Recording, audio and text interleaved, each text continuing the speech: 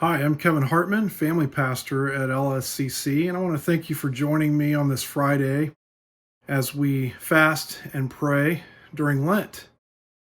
Last week, Pastor Doug reminded us that Lent is 40 days leading up to Easter, and it's designed to help us focus on the sacrifice of Jesus for our sins, and of course, also the victorious life he offers to each one of us. He also reminded us that COVID-19 is no surprise to God, but rather a reminder of the purpose of the cross of Jesus, and that is that he gave of himself in his crucifixion and resurrection to bring healing and transformation into our lives. I firmly believe that God gives events and circumstances and even relationships to us for many reasons, but one of them is to remind us of his unconditional love for each one of us.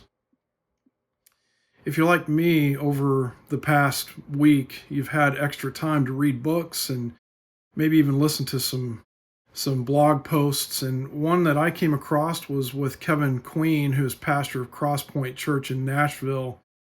And in this blog, he shared that he was reading through the second half of Exodus, talking about the Hebrews making their way through the wilderness. And in his reading, he came across a couple passages about the construction of the tabernacle. And the tabernacle is basically a portable tent that the Hebrew people used as a place to meet with God. And the passages that Pastor Queen was reading through talked about how the Hebrew people put dolphin skins on the tent of the tabernacle. Dolphin skins doesn't make sense. Where would they get dolphin skins from? They were in the middle of the wilderness.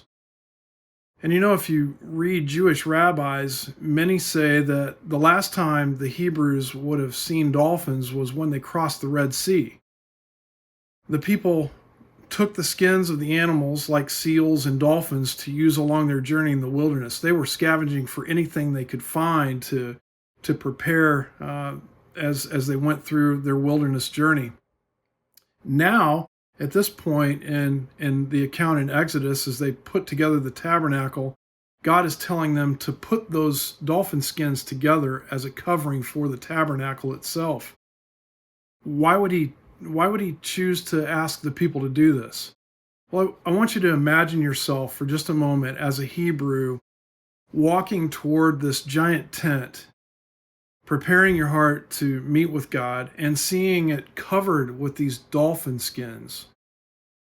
Instantly, you would be reminded that God got you and your family through the Red Sea. And hopefully, you would also find that as an anchor point for hope that God would also get you and your family through this wilderness journey. See, I believe there are things in your past, I know there are in my past, that God has brought us through, and he wants to use those experiences to give you hope, to give me hope that he will be faithful to bring you through the trials and difficulties that you're currently facing, whether it's things that are a result of this virus or whatever else you might be facing in your life. So, before I read from Psalm 121, I want to invite you to ponder three thoughts as you prepare your heart to pray. First of all, be honest with yourself. Be honest with others you trust, and certainly be honest with God about how you feel about your current situation. He knows your feelings, he knows your heart, and so why try to hide those? Be honest with him. Offer up your feelings to God and cry out to the one who gives you hope. Secondly, I would invite you to remind yourself of the core convictions of your life. Those are the things that you've built your faith on: the love of God, the hope of God, the peace of God, and so on. And then lastly, don't live in denial. We live in a messed up world. We are reminded in times of crisis like the one that we're facing now just how messed up our world is, and how so often and so easily we put our hope and trust in how many canned goods or rolls of toilet paper there are on the shelves at the grocery store, we don't find our hope in that. In fact, let us be reminded from those anchor points of hope in the past where God has brought us through that we find hope in Him. And not only that, not only do we find hope in Him, but we have the opportunity to share that same hope that we have with others around us. So here's what I'd like to do. I would like to read Psalm 121. And as I read, I invite you to prepare your hearts to pray and just come before God and lay your feelings out before Him. Declare your trust and your hope in Him and find security and rest and peace in Him. I look up to the mountains.